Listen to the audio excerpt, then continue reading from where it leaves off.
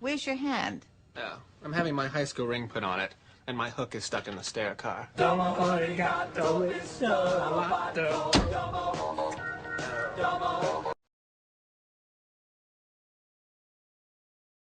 So, Five Nights at Freddy's is finally here. Now, this is, of course, based off of the series of video games, which, if you've never heard of the video games, I don't know what rock you've been living under. I mean, those games were huge when the first few came out.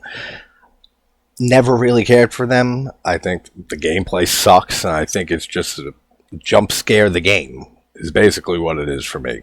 So, I mean, I don't have anything really invested in this property to be psyched for this movie. I know they've been trying to make this for quite a number of years. If anyone hasn't heard of the game or played the game, basically the whole synopsis here, and there is a lot of lore and like background information and that they build upon with each game. I've played maybe the first 4 as they came out, but they're pretty much like I said, they're not that fun to play. It's just, you basically are a security guard at a pizzeria called Freddy Fazbear's Pizzeria. It's like a Chuck E. Cheese, basically. And you have to watch the security cameras and, like, do certain things at certain times in the later games, or you get jump scared by one of these animatronics.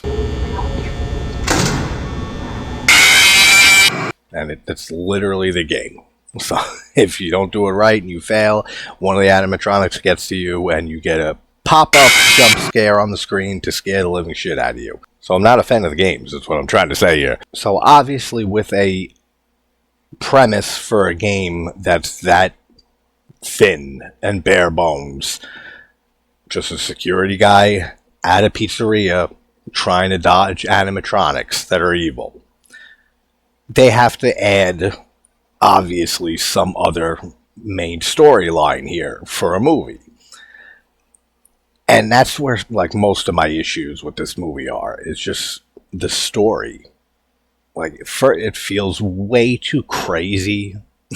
Like, I don't know how much of everything we see in the movie here, like I said, this isn't made for me. I'm not a fan of this whole IP. So I don't know how much of this is like truthful and stays true to the lore in the video game series. Like, I'm pretty sure the animatronics in the games were kids put into the suits, right? Kind of just like how they say in the movie here. But plot synopsis, we have this guy, Mike, who is trying desperately to just make ends meet for him and his sister Abby, and he's haunted by this childhood trauma he went through where he saw his brother get abducted and taken and he's never seen again. So now he's looking after his sister Abby.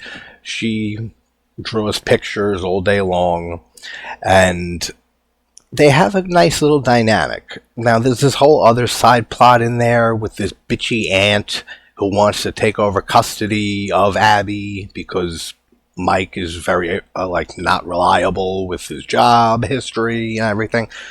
None of that really does anything for me, so you could skip right past all that. I'd be fine. We have Matthew Lillard in here, which most of you know how I feel about Scream. Maybe you didn't know. I think Matthew Lillard is an absolute national treasure.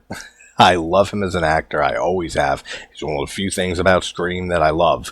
And just great seeing him here. So Mike ends up going to this job as a security guard at night at Freddy Fazbear's Pizzeria, which closed down in the 80s. And you find out a little later in the movie why, but because you would think, why is this place still around? And Matthew Lillard's character says that the guy's sentimental. He doesn't want to tear it down yet. But 5 kids were murdered there, and the bodies were never found. And that's why it's been shut down ever since. So now his job is to watch this place with the creepy animatronics, and then hijinks ensues. Now, I don't have much to say about this movie. I think it's a fun time. I think this is like a nice little intro horror movie because I know a lot of fans of the games and this whole property are kind of young. Like, so I didn't expect this to be like anything like over the top or like crazy kills that these things were going to be doing. Like, I didn't expect any of that, and that's exactly what we don't get here. But this is very, very tame. But it's a fun movie. It's just there's a lot of stupid stuff in it for me. The whole stuff with Mike going into his dream, like, over and over again, and he takes sleeping pills, like, to go back into that same dream every night to try to get more answers to what happened to his brother and to try to figure out how this all links to what he's going through now. Like, all of that seems so just like over the top. And I said, I don't know how this series is, with the lore and the story behind it in the video games. And I think there's books too written. Like, there's a lot of stuff in this IP. So I don't know how much of that relates. But it's still stupid to me. Like, that's the best word for it. It's stupid. Like, all the stuff with him going into his dream, trying to find his brother and changing the dream. It seems like Inception level of story going on for a friggin' movie about Five Nights at Freddy's. I don't know. It didn't work for me. We have the look of the animatronics. They look great. Like, they look exactly like they do in the games. They did a very good job with them. Probably the only other thing, because it is a very tame horror movie and pretty well marketed towards a younger audience, they're not really scary, these animatronics. Like, there's maybe one or two little jump scares, and it's all jump scares in this movie, and it makes complete sense, because like I said, the games are jump scared the games. So that I expected fully.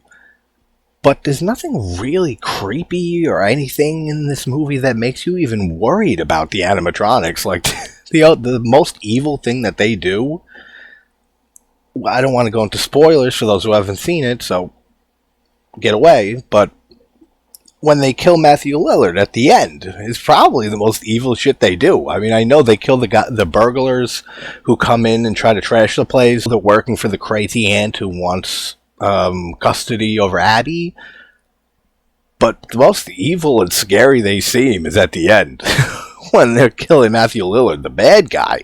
So I feel like they didn't make good use of like how creepy these animatronics look and how creepy they could be. They kind of went the more family friendly route, which is fine. It just makes it a fun movie then for me, with no reason really to ever return to this and watch it again. Now, they obviously leave it open for more movies after this, and I'd be fine to see those too. But overall, for a movie that a lot of people were psyched about, that I really couldn't care less about, it's worth a watch. It's worth a watch. It's worth checking it out. There are some cool things in here. I like I said, the dynamic between Mike and Abby.